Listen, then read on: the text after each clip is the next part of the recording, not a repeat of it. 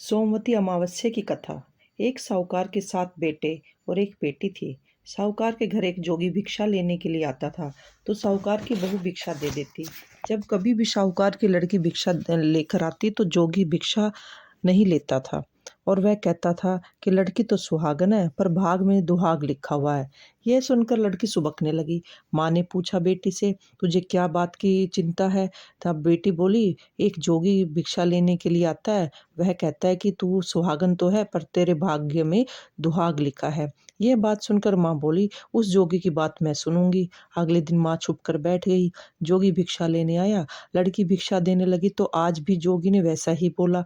इतनी बात सुनकर माँ निकल कर आई और बोली, एक तो हम तुम्हें भिक्षा देते हैं और ऊपर से तुम हमें गाली देते हो। जोगी बोला, मैं गाली नहीं देता, सच्ची बात कहता हूँ, इसके भाग में ऐसा ही लिखा हुआ है।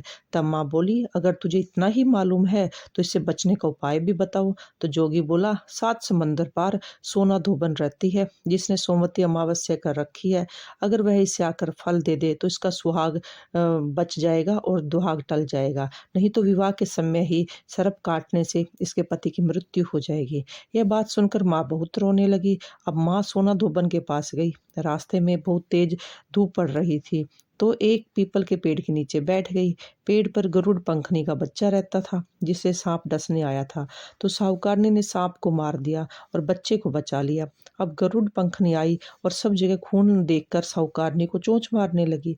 साहूकारनी बोली, मैंने तो तेरे बच्चे को बचाया है। अब गरुड़ पंखनी बोली कि तूने मेरे बच्चे को बचाया है तो मांग, क्या मांगती तू है? चलकर सुहाग साहूकारनी दे दे, बोली, क्योंकि पहले तूने वचन भरो। सोमवती अमावस्या गरुड़ कर रखी पंखनी है। बोली, सोना मैं धोबन तुझे अपने वचन बेटे बहू देती से हूँ। बोली कि साहूकारनी मैं तो बोली, इसके तुझे साथ जा मुझे रही हूँ, 7 पीछे समंदर पार तुम्हारे सोना पिताजी धोबन मर के घर जाएं तो छोड़ उन्हें दो। तेल के कूपे में डालकर अब रख गरुड़ देना। पंखनी ने अब वह उसे सोना साहूकारनी धोबन के के घर घर आ छोड़ गई। दिया। साहूकारनी वहां ने अपनी जाकर बेटी का साहूकारनी विवाह ने किया। सोचा, जब अब फेरे होने इसकी लगे इसे तो कैसे सोना मनाऊं। धोबन कच्चा सोना करवा धोबन के घर दूध और 7 बहू तार थी, लेकर बैठ जो गई। कि घर का थोड़ी काम देर में करने के लिए सांप आया आपस में और हर उस समय लड़के को लड़ती डसने लगा। झगड़ती रहती सोना थी। धोबन ने रात करवा को आगे जब कर सब तार सो से जाते सांप को तो बांध दिया। साहूकारनी सोना डर धोबन के के मारे घर सांप जाती मर और गया। उसका अब सारा काम सोना कर धोबन ने देती। उसे सुहाग अगले दिया और दिन बोली निकलने से कि पहले ही जितने चली अमावस्या आती मैंने थी। की अब है उन सारी सब बहू का फल आपस में तेरे सोचती सुहाग थी कि सारे साहूकार की घर का बेटी को काम मिली। कौन कर जाता है, और वे और जो आपस में आगे लड़ती करूंगी भी उनका नहीं फल एक मेरे दूसरे पति से और बेटे को और वो मिली। पूछती भी नहीं सब थी। कोई एक दिन सोमवती की सोना जय जय धोबन ने बोलने बहुओं से लगे। पूछा, सोना धोबन जाने आजकल तुम लगी आपस में तो लड़ती साहूकारनी झगड़ती बोली, भी नहीं कुछ हो मांग ले, और घर का तूने सारा मेरे काम जवाई भी को हो जीवन दान जाता है। दिया है। अब वह वह बोली बोली, मुझे कि कुछ काम नहीं तो चाहिए। हमको ही यह करना कहकर वह पड़ता है, चली गई। लड़ाई अब करने उसे से क्या रास्ते में फिर फायदा। सोमवती सोना धोबन ने अमावस्या आ गई। सोचा कि उसने आज पीपल मैं के पेड़ के देखूंगी नीचे कौन बैठकर सी बहू कहानी सारा करी। काम वह करती है। किया और रात पीपल को की देखा 108 कि फेरी एक लगाई। लुगाई आई और पीपल घर की का पूजा सारा करने काम के बाद करके जब वह जाने घर लगी। गई तो तो वहां पर सोना जाकर धोबन ने देखा पूछा, कि उसका तू पति कौन मरा है, पड़ा है। तुझे तो क्या जो उसने चाहिए? सोमवती साहूकारनी अमावस्या बोली, रास्ते पहले में की वचन थी, भरो।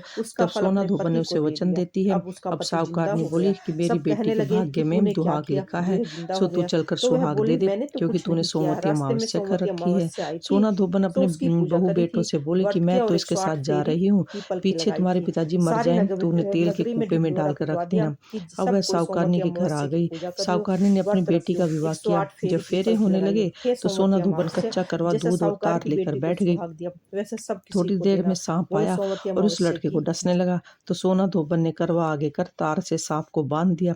डर के मारे सांप मर गया। अब सोना धोबन ने उसे सुहाग दिया और बोली कि जितनी अमावस्या मैंने करी है उन सब का फल साहूकार की बेटी को मिलियो, और जो आगे करूंगी उनका फल मेरे पति और बेटों को मिलियो।